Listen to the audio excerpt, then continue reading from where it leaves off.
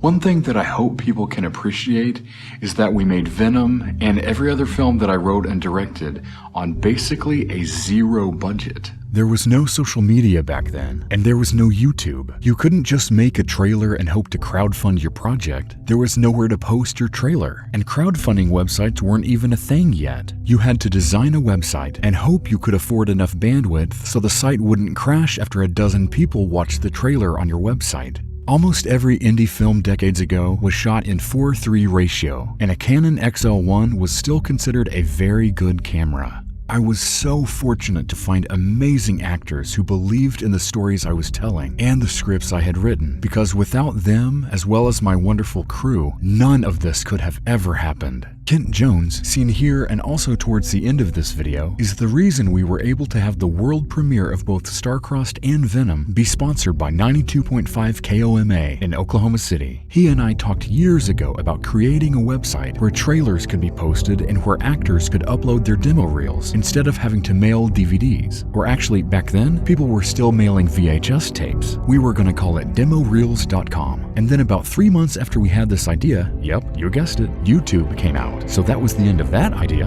But I think about the way the world has changed and how technology has changed. About a year before my dad passed away, I was writing a screenplay and later pitched it to some well-known actors. Literally within 3 days, I began receiving phone calls from managers and personal assistants letting me know specifically that as soon as it was fully funded, each of them wanted the role they were being offered. I had nothing, $0, but I had 3 well-known talent ready to jump on board. That's good, I like that. And stand by, please.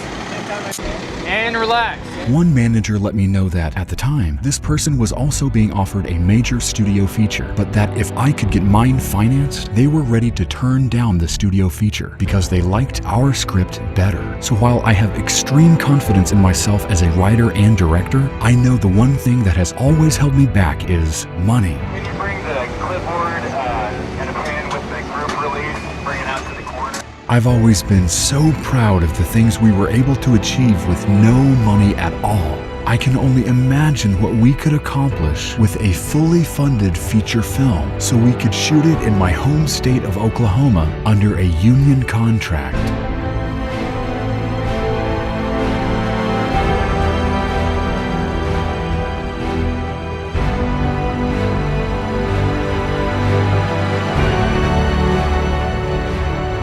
That's a wrap, people. Woo! Yeah, thank you so much. That was awesome. I hope it isn't just a dream. I hope it can become a reality.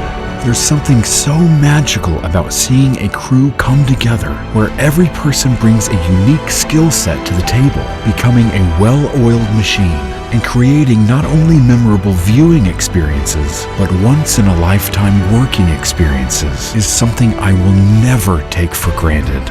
I feel like I do have a true story that needs to be told sometime in the future, and maybe with your help, it could come to life down the road. But for now, I'll turn it back over to a much younger Brett who actually had hair. Hi, Brett Bauer, the writer and director of Venom. What I'm going to show you is a Q&A session that we had with the audience after a special screening at OU. And on a special note, the gray-haired gentleman that you'll see on the front row that later asks the question about the red rose, that is my wonderful father. He actually passed away in May of 2005, about 8 months after we had this encore screening at OU. I do want to introduce here, obviously, our 2 main actors, Dan and Lane Fields.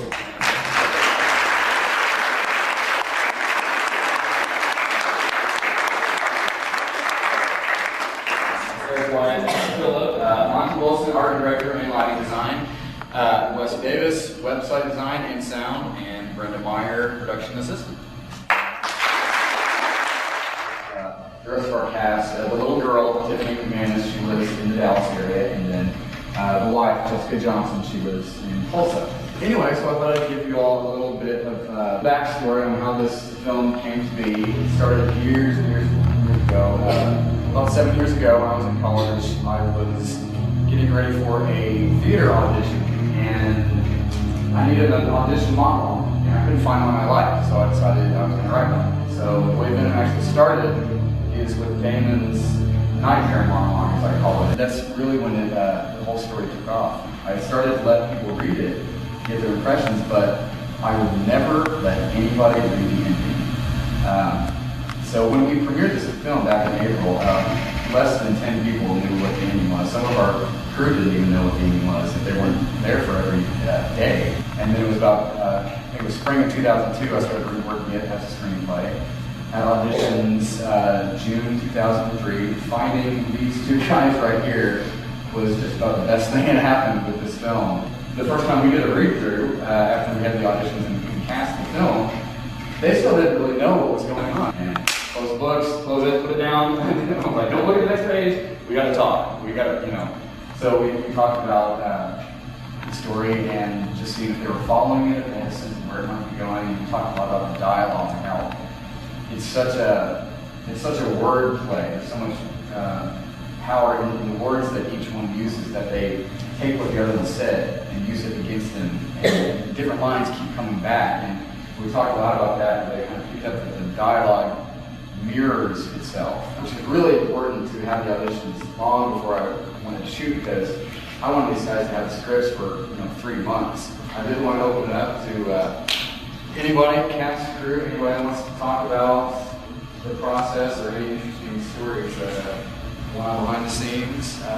I think it was very interesting when Ramonti and I were theming the website. I had no idea what the storyline was until I saw the premiere. So I was working on the set and doing the website for this movie, and I had no idea how it was going to end. So we themed the website on mystery. These are the original images seen on the opening page of our website back in the day, from a review in the Washington Post. The actors' portrayals are very believable. The script's dialogue is quite authentic. The director's use of color and choice of camera angles makes the picture a delight to watch. You will become involved in this suspenseful tale through its powerful and climactic ending. Speaking of color, I'm fascinated by the use of color, or even the use of no color, in terms of how it can emotionally affect a viewer, even on a subtle and psychological level. There's also ways that color can trick your eyes if you aren't paying attention. For example, some of you are only now aware that this image has changed to full color, when it was actually slowly changing nearly the entire time. Interesting, isn't it? And now that you're fully looking carefully, you'll definitely notice as it slowly begins to change back to how it was. What is essentially a black and white image, color graded with a lot of blue tones, that also makes the title of the film stand out even more. And now, back to our Q&A. I think he's a light genius, and I really appreciate the fact that he was on this movie with us, because he added so much to it. There's so many things that just the artistic look of the film is really due to Monty. So many things that you may not necessarily notice, but it really adds to the tone and the mood of the scene based on color. I thought a lot at the beginning, just as far as the color scheme for the whole movie, I kept thinking in terms of blue. These are some of my favorite shots from the film, and this is what our DVD main menu looks like. I always joke that this was all funded from a few bucks in my back pocket, but it's completely true. Even though I personally had absolutely no money, I always made sure I could feed our cast and crew, and I never made a promise that I didn't fulfill. I told them that within 1 year of us having the auditions, we would be sitting in a movie theater watching it at the premiere, and I made good on that promise. Same thing with the Starcrust cast. On that film, it was actually within 1 year of me starting to write it, we were sitting in a packed theater at the premiere. That just goes to show you how much I love editing. I can edit for over 30 hours in a row with no sleep and never get tired of it, because the process is that fascinating to me. I know some screenwriters and directors really don't like editing, but for me, that's where the true magic happens. Shooting a film is like going to the store and picking out the ingredients, but editing a film, that is cooking the meal. You're watching the flavors start to combine, and it becomes a piece of art. I never get tired of editing. I was just comment about Tiffany, Brett and Tiffany, the little girl. I found it quite interesting. Brett was he sheltered Tiffany a lot. I needed this angelic child, and you get all the stage moms to start emailing me pictures, and here is my girl, and she's going to be the next star. I get pictures from all over the place, and there were 2 or 3 in particular I remember from the Texas area that really caught my eye as far as just visually what you're picturing. There's not a whole lot of acting for the child, but it's so crucial. And they almost did not come up for the audition. Sometimes people need just a tiny push, and I sent them an email that said, well, I understand. I'm sorry to hear that you all can't come. And I told them quite frankly, she is, as far as just the pictures I was given, the top 2 people that I wanted to see. And next thing I know, they're like, okay, we're coming tomorrow, you know? Which is really great that they came, because she really did add a special touch to the film. The audition process, that was interesting, because really all you're looking for is, the right personality, an angelic smile, somebody who can take simplistic direction. Can you give me a big laugh? Like when it's always... With Tiffany, it was about 20 minutes of just sitting down. It was very simple. We just talked. I just get her talking about anything that was interesting to her. Talk about her favorite movie, Finding Nemo, whatever. And we do very simple things. I told her very little about the story. I said that I wanted to tell her a story about a little girl who one day her mom and dad couldn't find her. We talked about how would you feel, would you be scared? And we just talked a little bit about that. And then her family, they didn't know the entire story, but I told them just briefly what happens as far as how the little girl fits into the story. She's just really seen in flashbacks. So as far as Tiffany was concerned, everything we filmed that whole weekend was Tiffany's day at the park. Tiffany goes swinging on the swing. Tiffany goes sliding on the slide. Tiffany plays with mommy and daddy. Tiffany goes swimming, Tiffany sleeps by the railroad tracks. I've talked to their family on the phone a few times since, and I asked her something like, what do you remember about the movie? She says, I remember the story about the little girl who was found sleeping in the park, or something like that, which I thought was very interesting. I was a little concerned because I didn't know how she was going to react, but they said, we've really been talking to her a lot about the difference between fantasy and reality, what happens in the movie is pretend. I asked them, how did she react? And they said she always looked really interested every time her face would come up on the screen. She and Rhaegar had a really good rapport. Actually, Tiffany kind of became a director at one point because I tell her, get ready, sit a certain way on the bike, and then I hear and she goes, when I ring the bell on the bike, that means go. So you turn the camera on when I ring the bell. I'm like, okay, Tiffany. Tonight was the second time I saw it and it gave me chills again. But the most incredible thing about this whole process was the people that I worked with. And it could have been any other crew, any other cast members, and it would have been a completely different film. But these people, Brett and I have worked together for a long time, and he's an incredible talent. And the actors, everybody that was a part of this, we worked so well together. So what was interesting from Wes's perspective, I asked him, I said, do you want to know what's going on in this film? He goes, I want to wait to see the premiere. So he knew how it was going to end. Fonzie watched it play out in sequence. Wes knew how it was going to end, but had no idea how it was going to get there. And then me and Brenda, we've actually worked together for a while. We met, we were both extras on the set, 3-4 years ago. You get her involved, and suddenly she's involved in so many different things or other films that are happening. She'll get so busy at it. She's just like, man, I don't have time for anything. But then once it's over, she's like, what's next? I need something. I'm going to be bored now. When are we going to do another one, Brett? She saves me so much time editing the film. I have it all right there. I go, okay, I like to take number 2 of shot 16. There it is. It only takes 200 hours into the 400 hours. Exactly. If nothing else, I really would love to use these things in the future to show people, investors or producers or whoever, say, look at what we pulled off with nothing, absolutely nothing but the money in my back pocket. Look at what we did. Can you imagine what we could do if we had some fun behind us, had a big budget and shoot right here in Great State, Oklahoma? Does anybody have a question? The red rose, people are fighting in and out, is that one? Who came up with that? That was just a simple editing design. Yeah, there's a glimmer of color in the shot, and that was just an editing deal. Did you have a continuous shooting on each of your characters? We would shoot basically each character's segments. We'd shoot all airside and all lane side, and just do different coverage. Very little master shots in the office. It's such an intimate story of what happens in this office. It's very important to let you see who these characters are, see the look in their eyes. I see a lot of independent filmmakers and young filmmakers, student filmmakers that really rely on these wide master shots, and you never get to know these characters because you never see the thought process. And I wanted that kind of coverage because it gave me some freedom in editing to be able to tighten things up and have enough that I can play with the audio and manipulate it the way I wanted to and change the audio mix. So that was a challenge. They really had to know what that script backwards and forward. And the night made that part too, but I love the internet.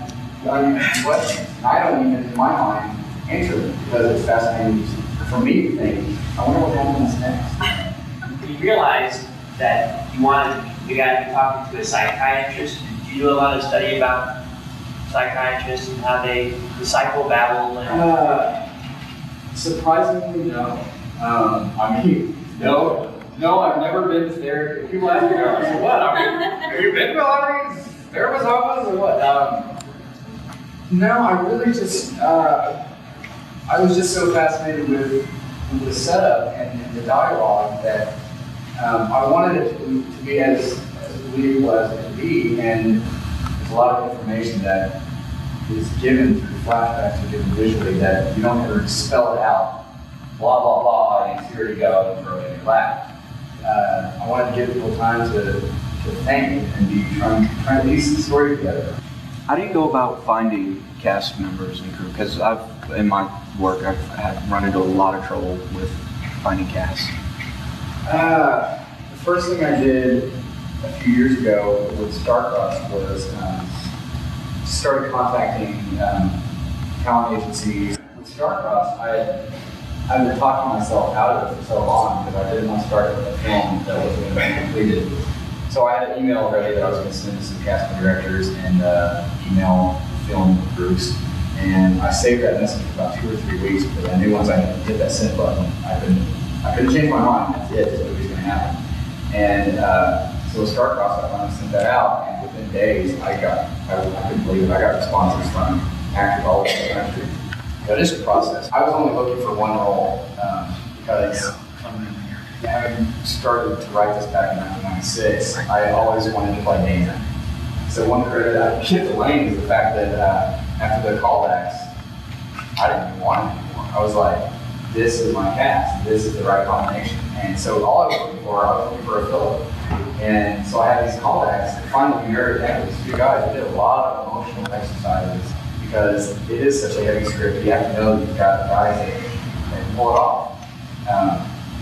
So I finally got down to these 2 guys, and I think our crew still thought I was only looking for one person to play Philip. Yeah. And what I did, with nobody still even knowing the backstory of what's really going on, is we did a little improv where I sit both down and close their eyes and listen to me talk, and set up just a little bit of the story. I talk about your child, and I would tell them, I want you to pretend that you're sitting across from the man who murdered your little girl.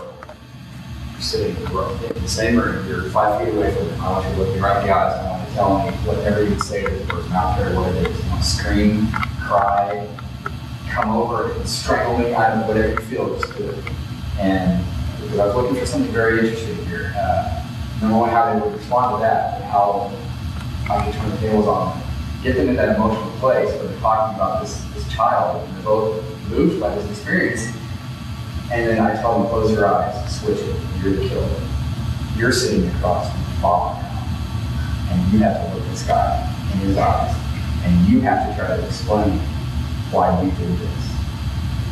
You did that with Eric, and I saw that. I was thinking that show watched Eric, and I was like, you have to put it in here. I wasn't going to do it here. I really wasn't. If he's not in the wrong, I'm not going to be. What happened, it was so fascinating to watch both these guys switch that. It was, watching the callback footage is really fascinating.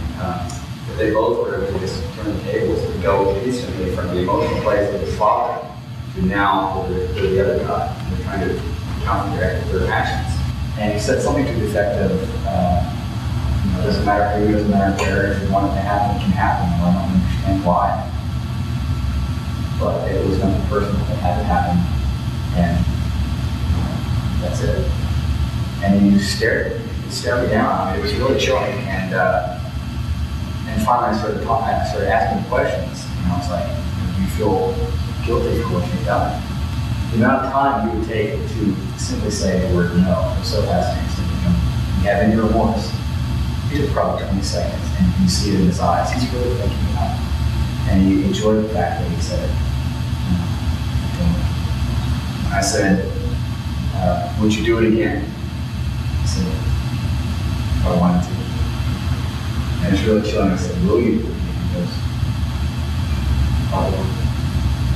And once I saw them both do that, I think it was Brenda who finally, after they both left the room, just said, she goes, you're thinking both of them, right? You're not even looking just for a film anymore, are you?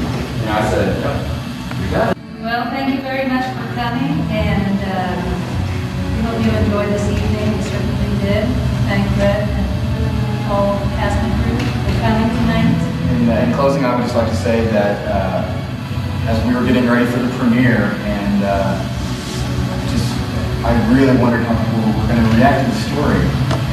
And what I kept telling our cast and crew is, as long as this film engages an audience and pulls any kind of emotional reaction out of them, whether it's anger or sorrow or suspense or whatever it is, as long as it creates any kind of emotional response, then it means we did our job, and that's what it's supposed to do. And we couldn't have done it without all these people. And I hope that's what you experienced tonight. And very thankful for everybody being here, sticking around for Q&A. So thank you.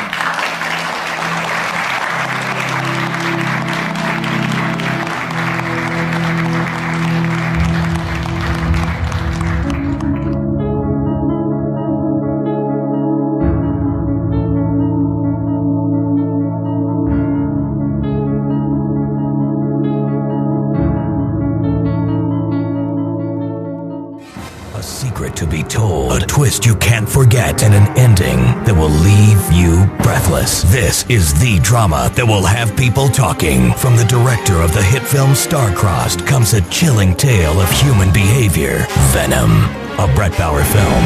World premiere Wednesday, April 28th at 7 p.m. at the Oklahoma City Art Museum. Well, you have come off of an amazing success with Star-Crossed, and tell me what you can tell me about Venom. I know it's a lot of surprises. A lot of secrets, lots of twists and turns and mysteries behind this story.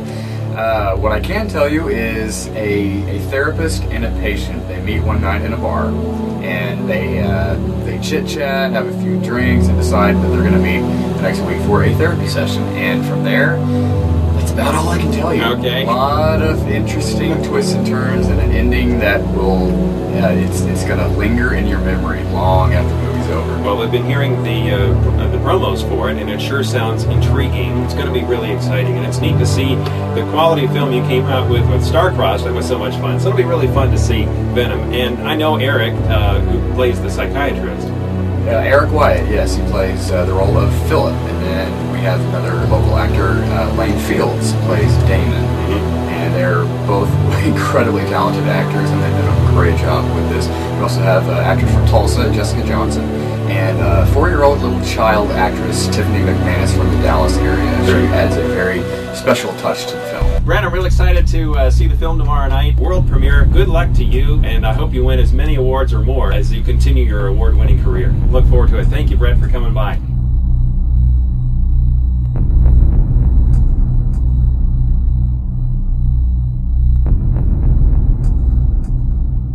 Like a little commercial.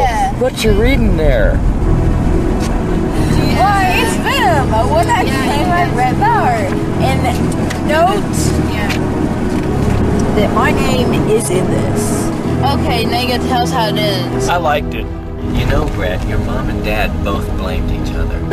That was their word. Hello. Exactly. They're not both trying to take the credit. They're trying to disperse the blame, essentially. You're going to win these tickets right now. 460 Coma. Good luck. Hi, Coma. You're my 5th caller. You win. I'm the right caller? You are the right one. Oh, cool. All right. And what's your name? Donna Hardridge. Okay. Now, Donna, have you been to our studios here at Britain and Broadway? Yes, sir. Okay. We'll have these 2 tickets here waiting for you. Okay. Okay. Come on up and get these tickets, and then remember the show starts at 7 o'clock at the Oklahoma City Museum of Art. I'm okay. All right. Well, congratulations, Donna. Thank you. See you there. Bye-bye. Bye-bye. 92.5 Coma FM. Congratulations to Donna Hardridge, who was my 5th caller just moments ago. She picked up a pair of tickets to see Venom, the movie, at the Art Museum tomorrow night. Congratulations, Donna. Thanks for listening to 92.5 Coma FM. It was a big change in the Brett Bauer saga. I thought it was going to be a documentary or something, either about like Vietnam War or think it might be about snakes or something, but I didn't see any snakes. It wasn't quite what I was expecting. Why does it make you uncomfortable? Why do you ask so many stupid questions? You don't care anything about me. I'm just another specimen for you to study. You sit there with this pretentious look on your face, taking notes on everything I say. This is something that makes you... Now just calm down. I don't want to calm down. Do something you regret. I've done plenty. Look, you think I wanted to be this way? I didn't. I said she's not the only victim. I'm a victim. I have had enough of your destructive behavior. I don't need you to define me. I hate to stop there, but... Wow, nice. Nice job, guys. I showed my favorite scene in its entirety back in part 1, but I wanted to show portions of it again because I just love the work that Lane and Eric put into the pacing and intensity of it all. When you're holding that thing, it's like you're not really talking to me. I'm just trying to help you. Trying to help me? You're not trying to help. You don't care anything about me. I'm just another specimen for you to study. You sit there with this pretentious look on your face, taking notes on everything I say. Just something that makes you... Now just calm down. I don't want to calm down. Do something you regret. I've done plenty. I have had enough of your destructive behavior. I don't need you to define me. Imagine facing your greatest fear. I don't know what's wrong with you, but this is not the way to deal with it. It's been building up for years, waiting for an outlet. I'm afraid I'll do something like that again. What's scarier, the person who knows what they're capable of, or the person who doesn't? Why did you do it? I can't tell you. If you love drama, mystery, and suspense, don't miss the world premiere of Venom, a powerful film that will keep you guessing until the unforgettable conclusion. You know what? There's a little trick in doing voices like this. It's almost embarrassing, but I can share it in front of you guys. You get a lot of breath and you dry your throat out, and then it brings your voice down a little bit lower. Something like this. When I do these, you go. And then bring it down real low like this.